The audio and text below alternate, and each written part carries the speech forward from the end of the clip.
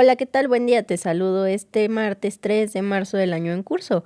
Ayer todos esperaban que la presidenta Claudia Sheinbaum enviara por fin la reforma electoral al Congreso. La fecha estaba puesta, la expectativa estaba arriba y de pronto freno de mano. La razón oficial, pues que el borrador traía artículos de más, pero pues dice que se incluyeron planteamientos que podían parecer una regulación excesiva de redes sociales, incluso obligando a etiquetar con letras enormes el uso de la inteligencia artificial en campañas. Y ella fue clara, eso ya no es estrictamente electoral. Pero seamos honestos, aquí hay más, porque mientras la presidenta dice que hay cosas no negociables, como eliminar las listas plurinominales decididas por las cúpulas, también reconoce que los aliados tienen derecho a no estar de acuerdo.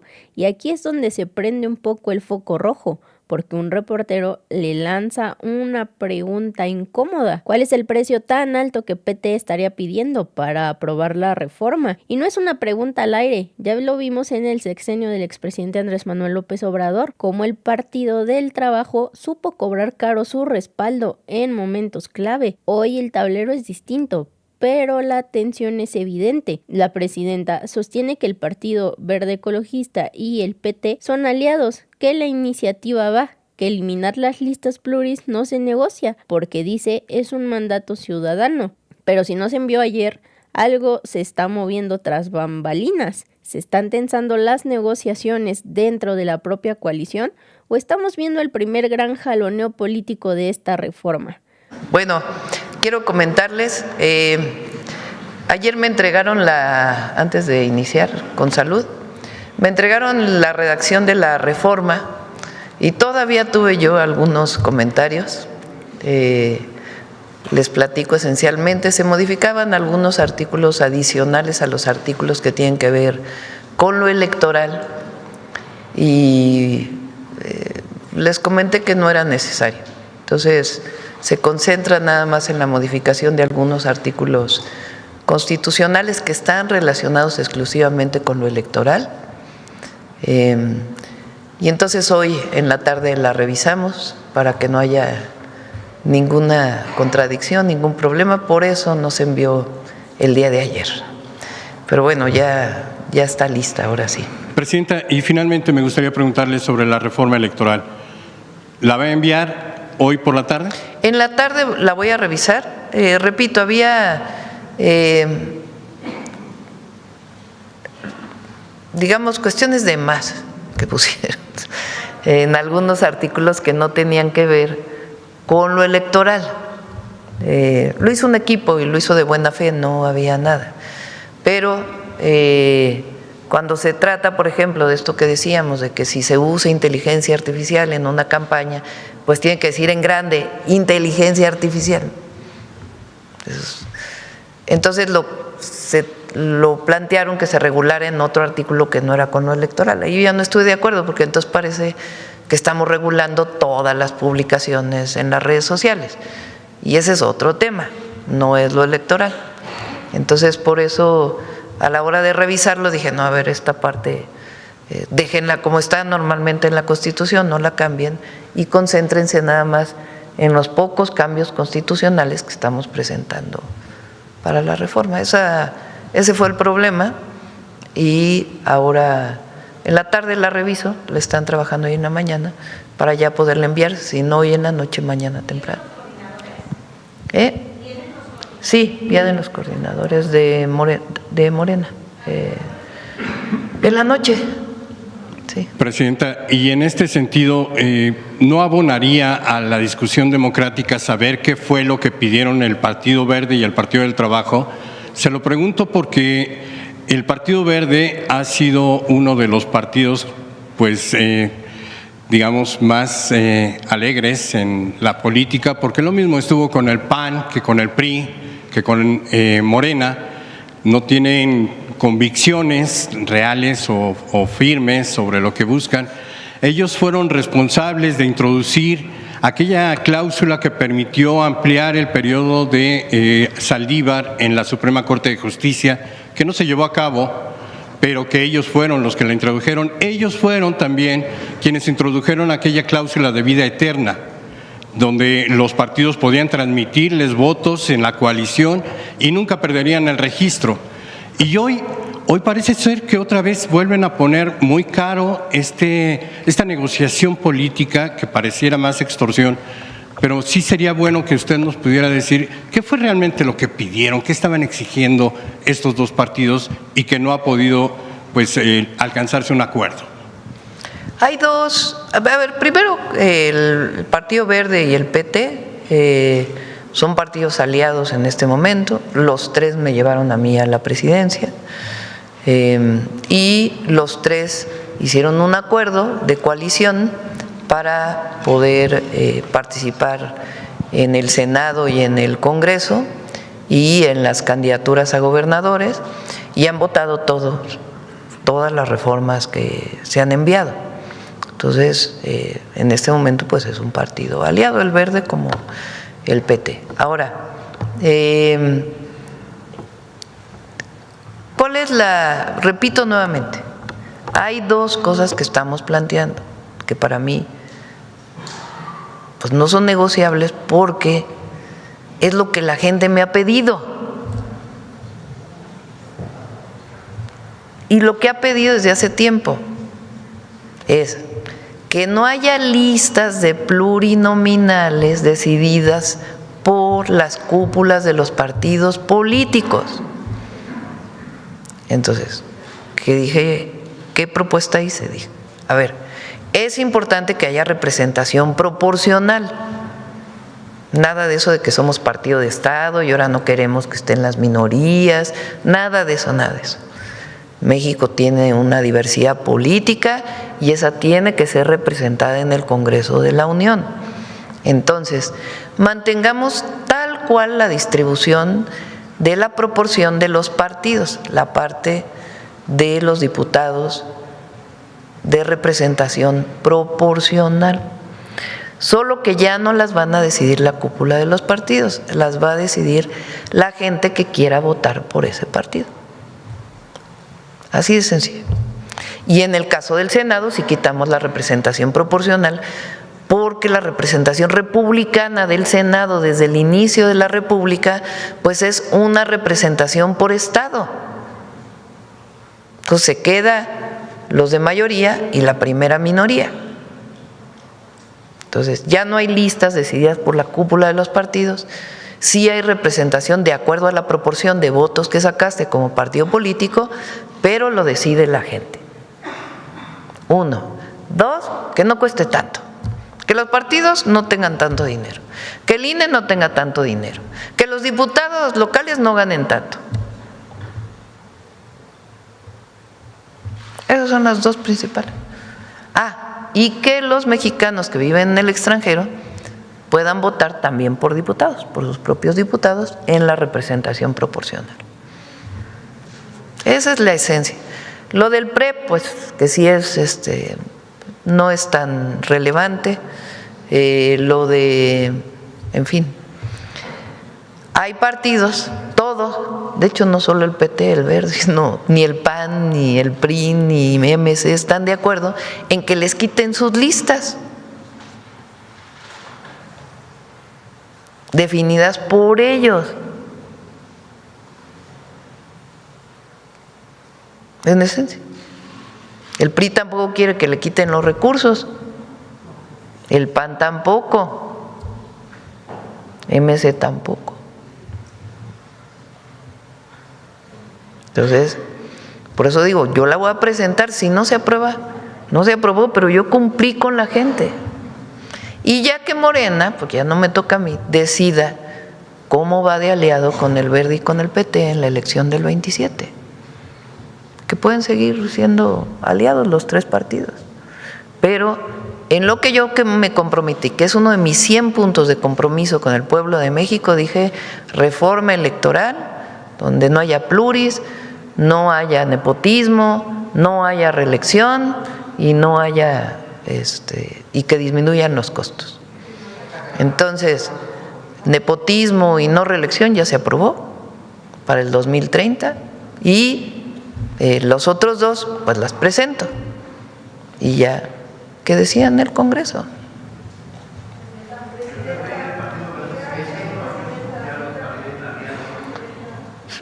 tendrá que decidir Morena, es decir, el que en esta cosa, en este tema no estén de acuerdo, pues no inhibe que puedas ir en una alianza electoral hacia adelante, ¿no? Ese es un asunto de, pues ya de Morena en su decisión.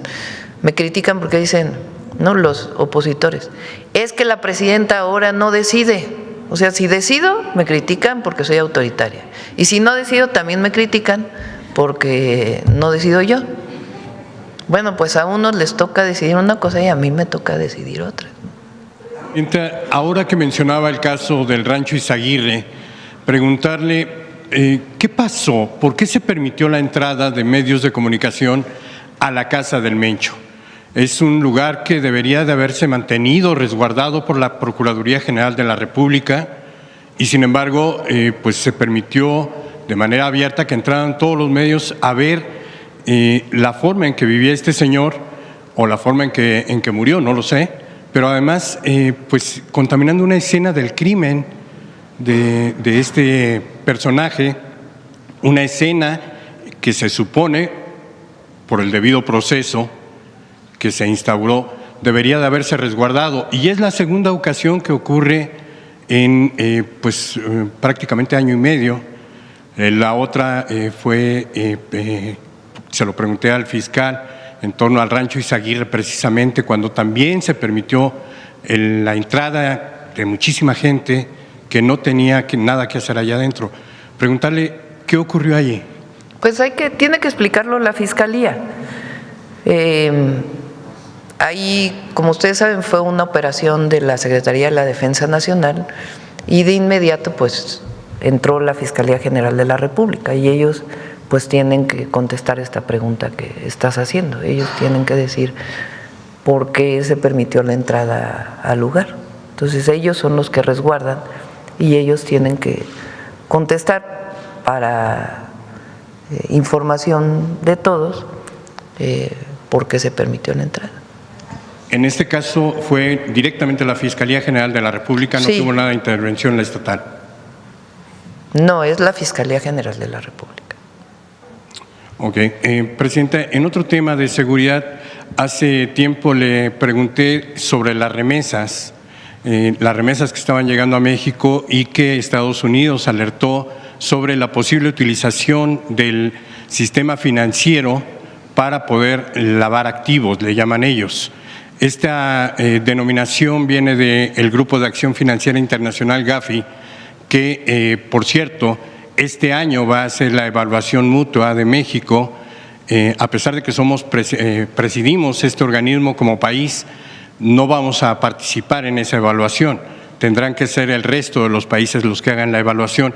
¿Qué le dice y bueno, también el 19 de febrero, el 19 de febrero creo fue, la firma de la Unidad de Inteligencia Financiera con autoridades estadounidenses para estrechar la colaboración en el lavado de activos. Me gustaría saber qué es lo que le han dicho la Unidad de Inteligencia Financiera, que es la responsable ante Gafi, sobre esta evaluación mutua, porque hay 40 observaciones que tiene México que no ha cumplido desde Peña Nieto, y esa fue la última evaluación que tuvo México. Primero, no hay nada en las investigaciones que pudiera orientar a que las remesas tienen que ver con algún asunto de lavado de dinero. Nada. La UIF ha hecho la investigación, Banco de México recibe las informaciones, ellos no hacen la investigación, pero a partir de la información de las entradas de recursos no hay absolutamente nada que tenga que ver. Por cierto, vinieron los datos de remesas y están más o menos en el orden de 2024, el valor de las remesas en enero. Entonces, bueno, eso es lo primero, ¿no? Lo segundo, en efecto, hay una evaluación que se tiene que hacer, es una evaluación que va a evaluar una parte de Peña Nieto y una parte del periodo del presidente López Obrador, de la UIF, y pues se está trabajando para poder contestar todas las observaciones. Y vamos a revisar pues cuáles son las observaciones. Omar Reyes está haciendo un excelente trabajo y vamos pues contestar las observaciones que se tengan de lo que se hizo en el periodo anterior. Perdóname, Omar Reyes es el actual director de la UIF. Ah, ok, sí. Bueno, le quiero comentar porque amablemente recibimos una aclaración. Sí, es Omar Reyes, ¿verdad? Ahorita me quedé con la duda, sí. No confundo los nombres. Sí. Sí. Amablemente la Secretaría de Hacienda nos hizo una aclaración en torno a las cifras que estábamos manejando. Confirmó nuestras cifras en torno a estas operaciones que no quedan aclaradas en el envío de remesas. Dice usted que no hay ningún indicio de que se haya ejercido lavado de dinero, pero a mí me llama mucho la atención y le voy a dar solamente un ejemplo. Un ciudadano en Afganistán que envió más de $1 millón en un año. La media que envían nuestros connacionales en Estados Unidos a sus familias en México es aproximadamente $4,800 anuales. Este personaje que envió de Afganistán, un país pues lamentablemente en conflicto muy largo, pero él logró enviarle a su familia $1 millón en un año. Esto no se le hizo sospechoso a la UIF en su momento, fue 2024 el año en que se hizo esta transacción. Y hay, por ejemplo, 3 transacciones para Zacatecas de 2024 igual, que fueron por $20 millones cada una de dólares.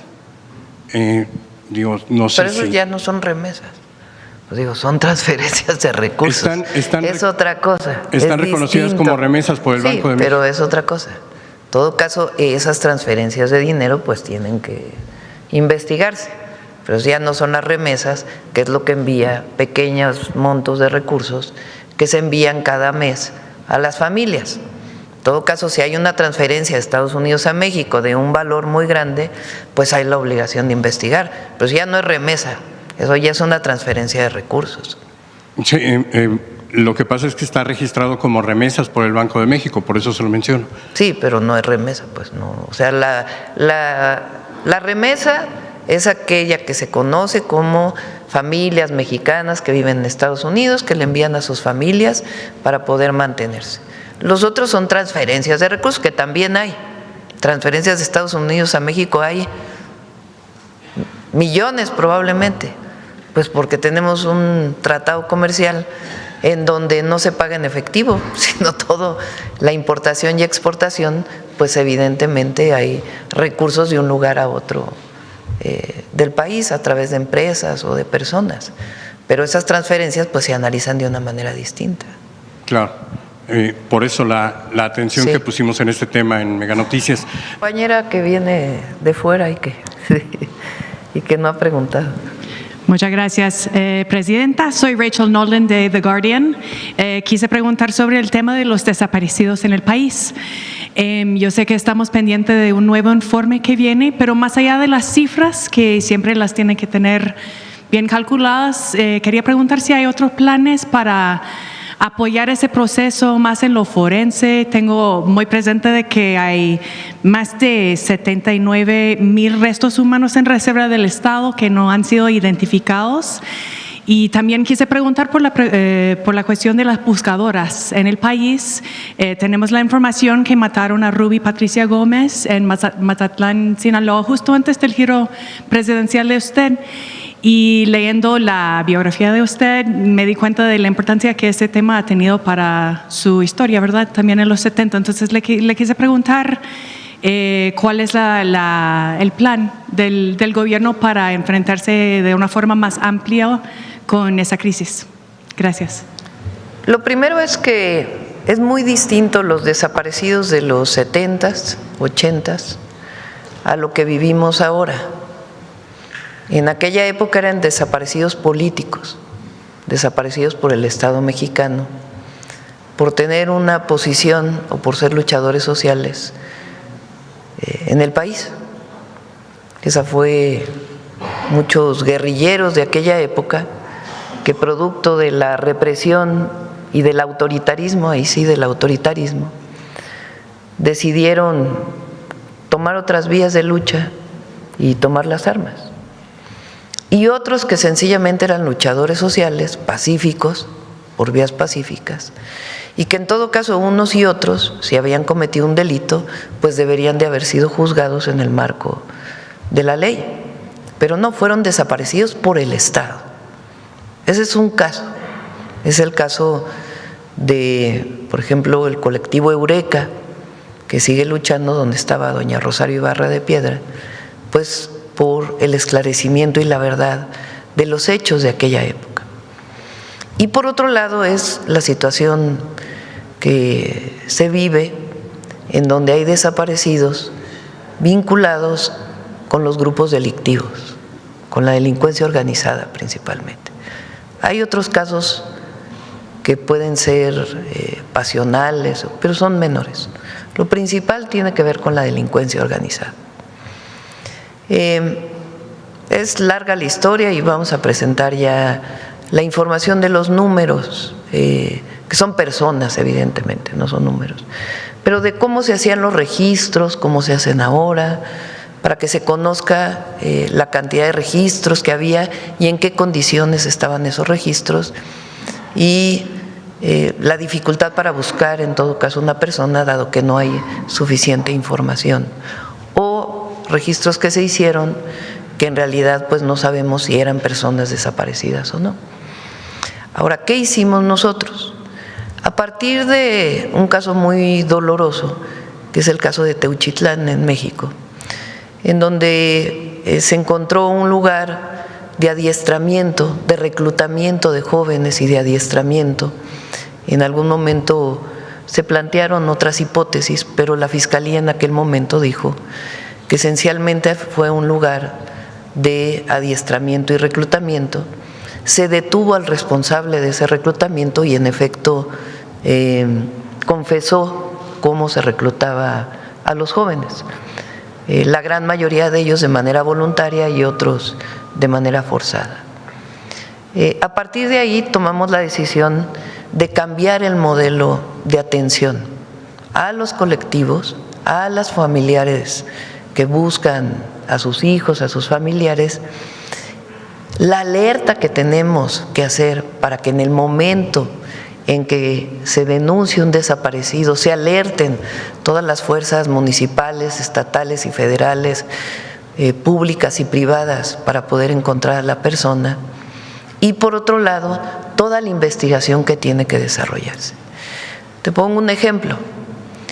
Para que en México haya una investigación de la Fiscalía, para poder saber una persona, un homicidio, una desaparición, un robo, cualquier delito, tiene que abrirse una carpeta de investigación, así se llama. Si uno va y denuncia al Ministerio Público, a la Fiscalía, un delito, el Ministerio Público está obligado a abrir una carpeta de investigación y a partir de ahí está obligado a hacer una investigación. Resulta que las fiscalías registraban, pero no abrían carpetas de investigación. O se reportaba un desaparecido en una plataforma de una comisión de búsqueda y no se abría una carpeta de investigación. Ahora la ley dice que es obligatorio abrir una carpeta de investigación en el momento de la denuncia de un desaparecido. Eso cambia por completo porque se reconoce el delito y hay la obligación de la búsqueda. Por otro lado, un sistema de alertamiento que ya existe y que estamos todavía fortaleciendo, para que en el momento que se denuncie en todos los aeropuertos, en todos los bancos, en todos los sistemas de autobuses, se alerte de la persona que se denunció como desaparecida para permitir que en todo caso se encuentre en las primeras horas de desaparición.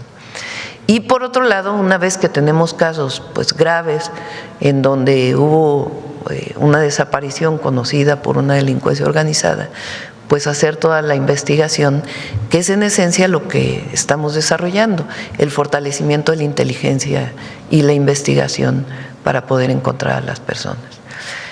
Además, la Secretaría de Gobernación tiene la instrucción y lo está haciendo de atender a todos los colectivos de desaparecidos e incluso de manera personal atiendo algunos casos.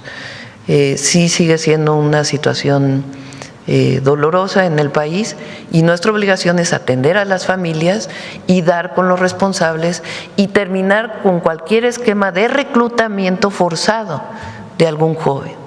¿Cómo lo hacemos? También bajando todas las plataformas digitales en donde encontramos y se denuncia. Muchas veces se hace por videojuego a los jóvenes, entonces hay una investigación muy grande relacionada con esto. Es decir, trabajando en todos sentidos.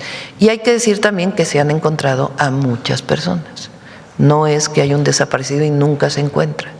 Se han encontrado ya sea por que realizaron algún trámite en algún lugar del país y se está buscando ya a la persona en vida, pero sabemos que hizo un trámite porque están todos los datos que antes no existían en una sola plataforma, y también muchas personas que se han encontrado en vida. A veces pasan en promedio 3 meses para poder encontrar a la persona, pero tenemos afortunadamente muchísimos casos, que es lo que vamos a presentar, de personas desaparecidas que se encuentran. Otra pregunta sobre el tema, si puedo. Entiendo la diferencia que usted está haciendo entre los casos históricos y los casos de ahora, pero siempre teniendo en cuenta de que los colectivos reclaman de que lo que los une, ¿verdad? El vínculo sería la impunidad, y que en muchos casos van implicados las fuerzas de seguridad del mismo Estado, incluso hasta ahora. Entonces, otra pregunta sería, ¿qué posibilidades tiene el mismo Estado de investigar a sí mismo, para decirlo así? Todas. Si, por ejemplo, recientemente, no en caso de desaparición, pero hay que decir que eso es mínimo, no tiene que, es decir, puede haber sido una fuerza del orden que ilegalmente haya desaparecido a una persona, pero no es una instrucción del Estado mexicano, es distinto. Antes era instrucción desde la Federal de Seguridad de desaparecer a los opositores. Entonces, cuando hay una persona, policía, en caso de que llegara a ocurrir un guardia nacional que tuviera que ver con alguna situación de desaparición, hay sanciones.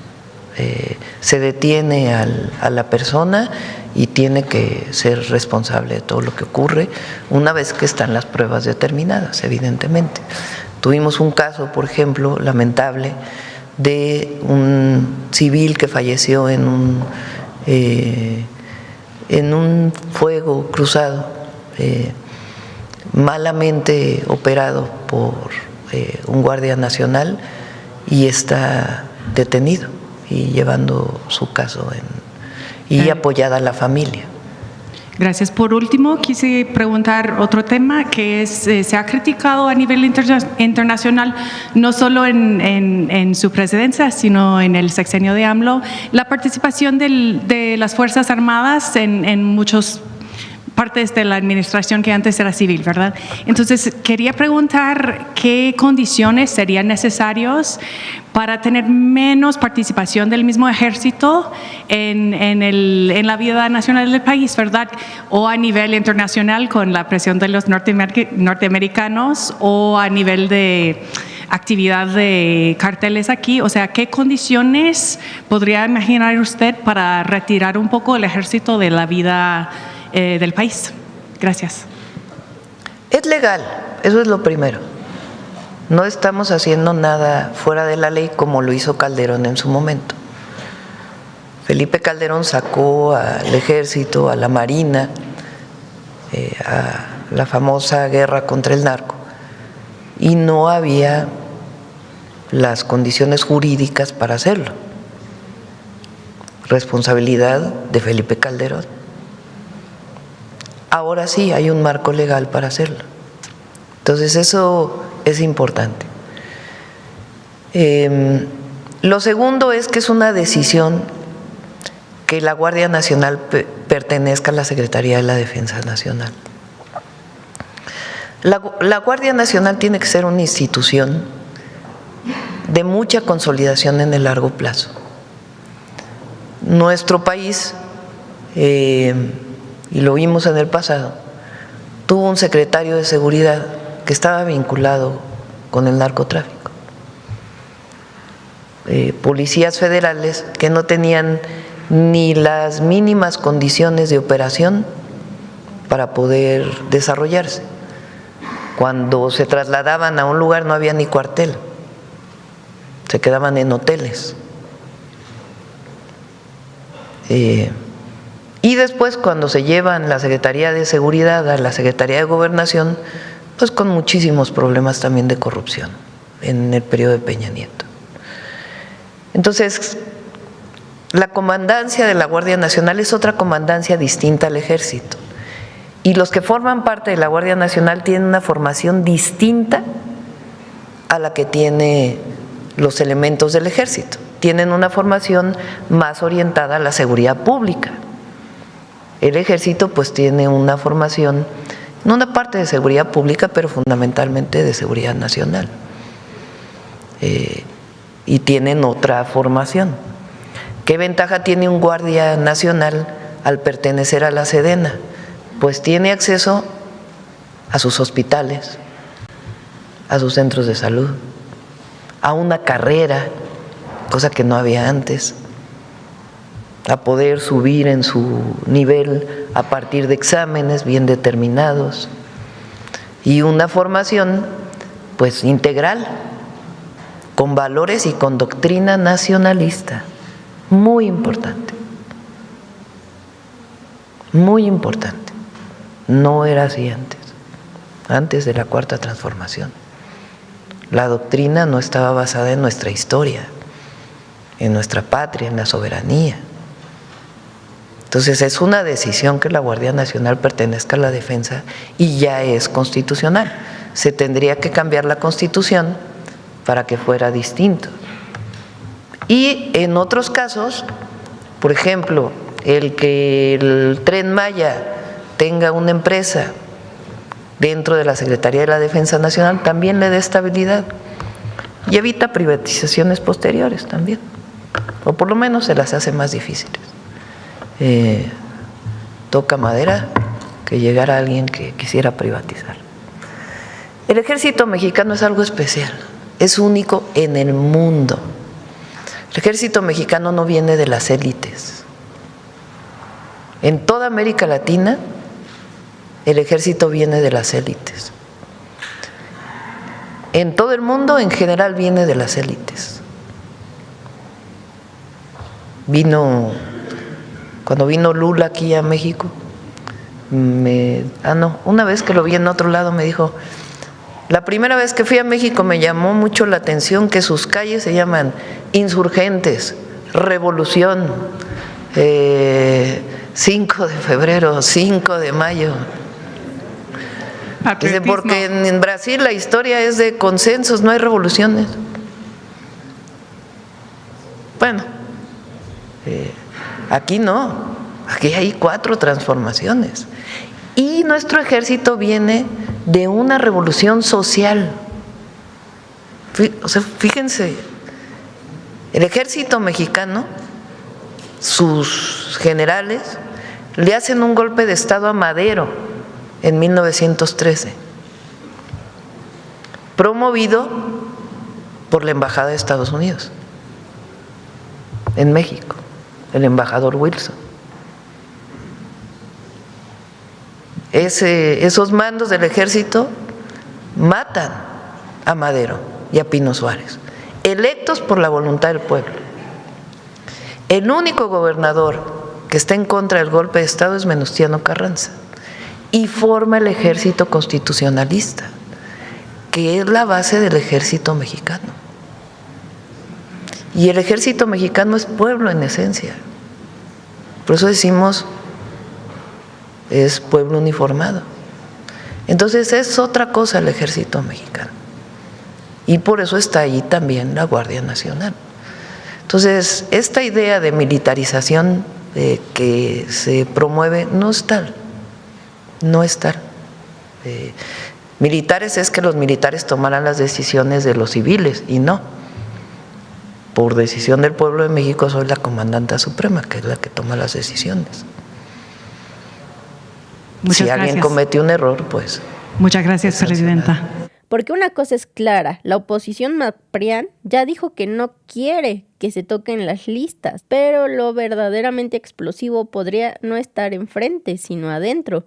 Y hoy vamos a analizarlo sin filtros, porque cuando una reforma que se anuncia con fuerza se detiene por artículos de más, la polémica real empieza a hablar. Y bueno, hasta aquí la noticia. ¿Ustedes qué opinan? Déjenme sus comentarios y si les gustó el video no olviden darme su like y compartir con todos sus amigos para que también estén bien informados y al tanto de lo que acontece día a día en el país. Te veo en un siguiente video. Hasta luego.